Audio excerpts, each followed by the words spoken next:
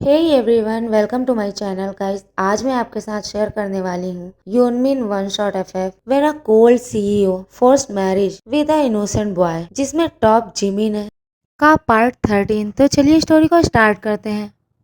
योंगी अपने डैड को इस तरह से बेड पर लेटा हुआ देखकर अपनी मॉम से कहता है, मॉम, डैड को क्या हुआ है? वो ठीक तो है ना? उसकी मॉम आंसर करती है, वो ठीक है, बट यहाँ कुछ भी ठीक नहीं है। डॉक्टर ने कहा कि उन्हें पैनिक अटैक आया है और अगर उन्हें टेंशन ज़्यादा हुई, उन्हें कुछ भी हो सकता है, और अगर उन्हें कुछ हो गया तो मैं भी नहीं रह पाऊंगी, मैं भी इस वर्ल्ड को छोड़कर चली जाऊंगी। मॉम प्लीज़ ऐसा मत बोलिए। आप ऐसा क्यों कह रही हैं? डैड हमें छोड़कर क्यों जाएंगे? और आप कहाँ जाएंगी? Y mom? योंगी, प्रॉमिस करो कि मैं अभी तुमसे जो कहूँगी तुम उसके लिए मना नहीं करोगे। योंगी स्लोली हाँ में अपना सिर हिलाता है। वो कहता है, बट मॉम, क्या आप मुझे बताएंगी कि हुआ क्या है?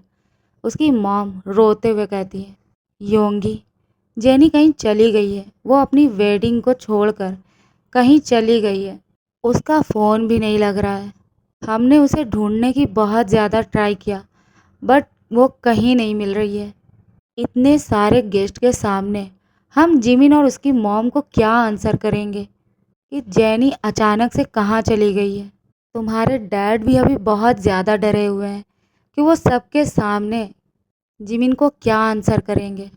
वो लोगों के सामने अपनी इंसल्ट को नहीं बर्दाश्त कर पाएंगे और मुझे डर है कि उन्हें कुछ हो ना जाए। बेबी प्लीज़, क्या तुम हमारी हेल्प कर सकते हो? योंगे कहता है, मॉम, मैं इसमें आपकी क्या हेल्प कर सकता हूँ? क्या मैं यूना को ढूंढने के लिए जाऊँ? हाँ, ये बेस्ट रहेगा।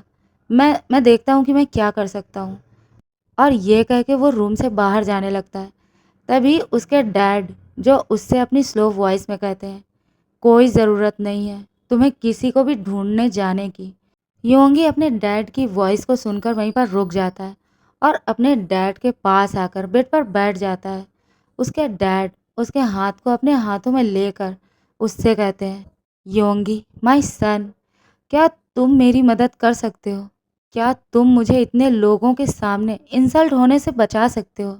योंगे कहता है, डैड, बट मैं कैसे? उसके डैड स्लो वॉइस में कहते हैं, क्या तुम जिमिन से शादी कर सकते हो? योंगी अपने डैड की बातों को सुनकर अपना हाथ अपने डैड के हाथ से छुड़ा लेता है और उठकर खड़ा हो जाता है और वो कहता है, डैड, आप आप ये क्या कह रहे हैं? ऐसा नहीं हो सकता। वो वो सिर्फ जेनी यूना से प्यार करता है। वो सिर्फ उसे पसंद करता है, मुझे नहीं। वो मुझसे बहुत ज़्यादा हेट करता है। मैं उससे शादी कैसे कर सकता हूँ?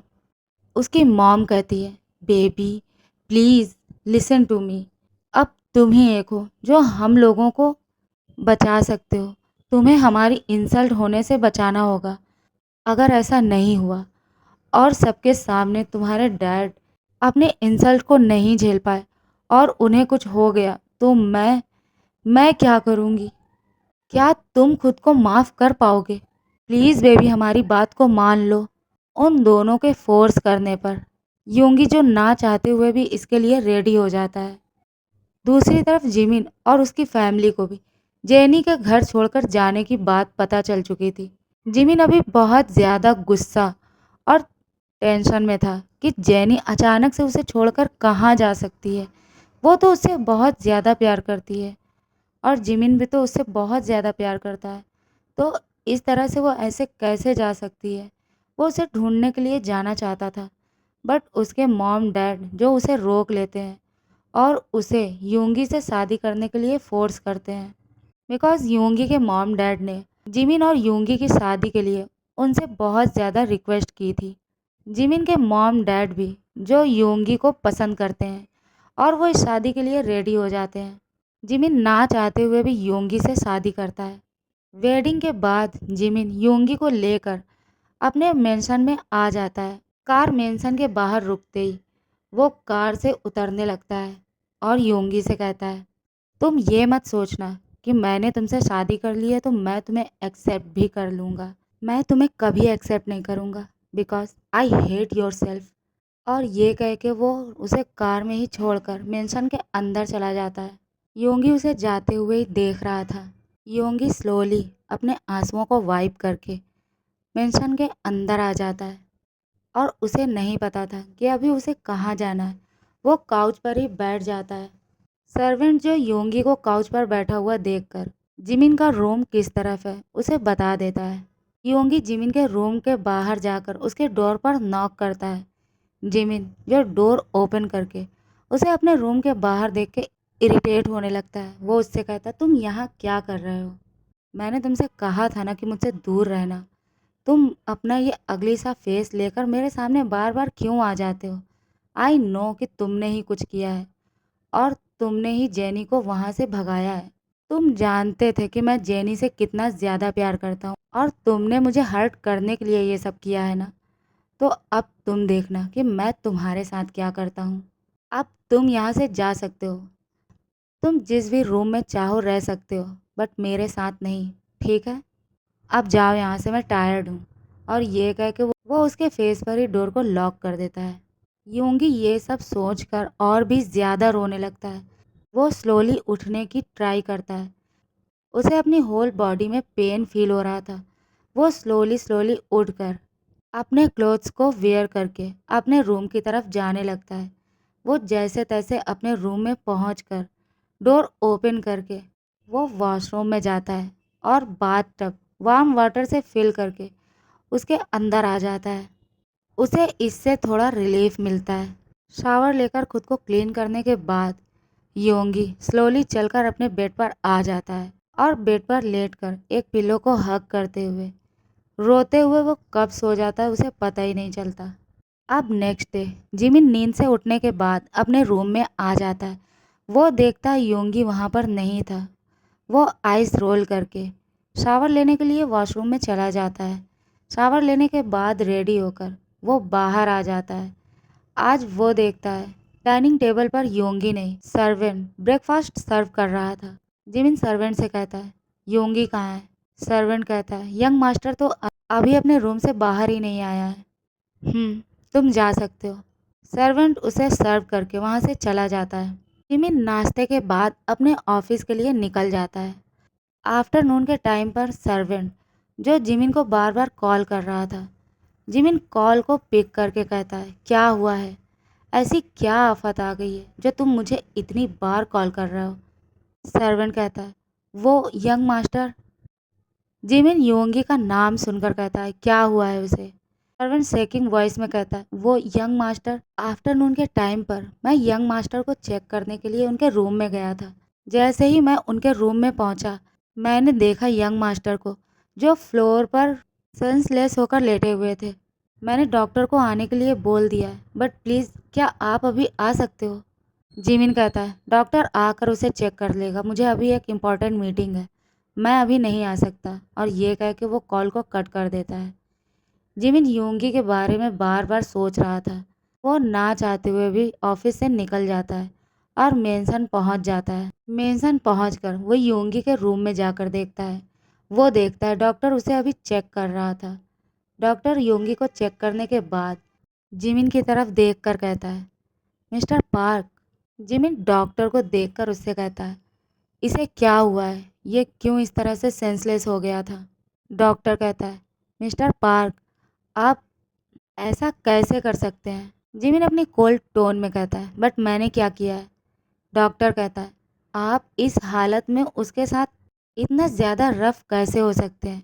आपको तो अभी उनका बहुत ज़्यादा ध्यान रखना चाहिए और आप उसके साथ, आप दोनों को अभी अपने इमोशंस को कंट्रोल करना चाहिए, अभी अपनी फीलिंग्स को कंट्रोल करना चाहिए। इससे बेबी को हर्ट हो सकता है। जिमिन बेबी वाली बात को सुनकर आइस बड़ी करके डॉक्टर की तरफ देखने लगता है और कहता है, बेबी? डॉक्टर कहता है, yes mister Park, baby. Yoongi 2 months pregnant है और आपको अभी उसका बहुत ज़्यादा ध्यान रखना चाहिए। जिमिन के फेस पर अनजाने में एक स्माइल आ जाती है। बेबी वाली बात को सुनकर जिमिन के फेस पर स्माइल आ जाती है, बट अगले ही पल वो स्माइल गायब हो जाती है। वो अपनी कोल्ड टोन में कहता है, थैंक यू डॉक्टर, अब आप जा सकते हैं। मैं उसका अच्छे से ध्यान रख लूँगा, ओके। डॉक्टर कुछ मेडिसिन प्रिस्क्राइब करने के बाद वहाँ से चला जाता है। जिमिन योंगी के रूम में ही काउच पर बैठ जाता है और उसके सेंस में आने का वेट करने लगता है। योंगी के सेंस में आते ही जिमिन काउच पर से उठकर खड़ा हो जाता है और उससे अपनी कोल्ड टोन में कहता है, ओह, तो अब बात यहाँ तक पहुँच चुकी है। और क्या क्या है जो तुमने मुझसे हाइड किया है? योंगी उसे कोई आंसर नहीं करता। वो अपना फेस दूसरी तरफ टर्न कर लेता है। जिमिन गुस्से में उसके पास आकर उसके चिन को पकड़कर उसे अपनी तरफ देखने पर मजबूर करता है। मैं तुमसे कुछ पूछ रहा हूँ। तुम्हारी इतनी हिम्मत कि तुम मेरी बात को डिसोवे करते हो। योंगी अपने चिन को जिमिन के हाथ से छुड़ाते हुए कहता है, मैं तुम्हें कोई भी आंसर देना ज़रूरी नहीं समझता हूँ। जिमिन कहता है, तुम्हें पता है डॉक्टर ने क्या कहा है? डॉक्टर ने कहा है कि तुम प्रेग्नेंट हो। योंगी जिमिन की बात को सुनकर उसकी तरफ ही अपनी वाइडन आइज से देखने लगता है। यस, तुम 2 मंथ्स प्रेग्नेंट हो और जबकि मैंने तुम्हें छुआ भी नहीं, तुम्हारे साथ ऐसा कुछ भी नहीं किया, तो ये बेबी किसका है? क्या तुम मुझे इसके बारे में एक्सप्लेन कर सकते हो? योंगी को उस रात के बारे में याद आने लगता है और वो अपनी टेरी आइज से जिमिन की तरफ ही देखने लगता है। जिमिन कहता है, चलो तुम बोलो, मैं सुन रहा हूँ। तुम मुझे सब कुछ बता सकते हो। योंगी उसे कोई आंसर नहीं करता। जिमिन खुद ही साइको की तरह स्माइल करते हुए कहता है, यस, जे होप वही है ना इस बेबी का फादर, है ना? यस, आई नो कि वो ही है। 2 मंथ्स पहले जब वो इस मेंशन में तुमसे मिलने के लिए आया था और होल नाइट तुम दोनों ने एक साथ स्पेंड की थी, ये बेबी उसी का नतीजा है ना?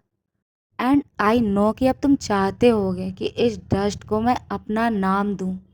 जिमिन की वॉइस बहुत ज़्यादा कोल्ड थी। ओके एवरीवन, आज के लिए बस इतना ही। गाइस, अगर आपको मेरी स्टोरी पसंद आती है तो प्लीज़ इसे लाइक करें, शेयर करें और कमेंट करें। प्लीज़ मेरे चैनल को सब्सक्राइब करके मुझे सपोर्ट करो। Thank you so much. Bye bye.